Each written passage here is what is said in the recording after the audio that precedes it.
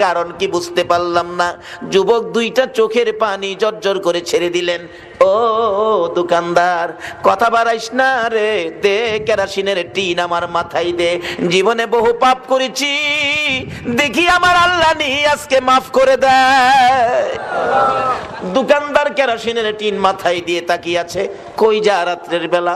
যাইতে যাইতে যাইতে যাইতে ওই কোরআন পড়নেওয়ালার ঘরের দরজায়, বাবা দরজা খুলো, দরজা খুলো, দরজা খুলে দিল।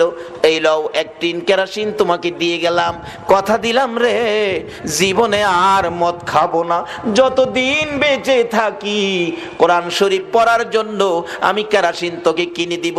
এই কেরাসিন শেষ হইলেই আমারে জানাবি। এরপরে যুবক কেরাসিন দিয়ে রওনা হলেন, বাড়িতে যাবেন, আর মদ খাবে না।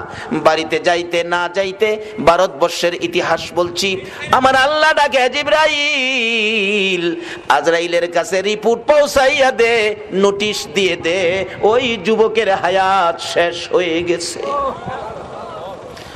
বলুন, হায়াত শেষের নোটিশ একদিন আমাদের সকলের ঘরের দরজায় লাগবে কিনা? এর থেকে বাঁচার ক্ষমতা পৃথিবী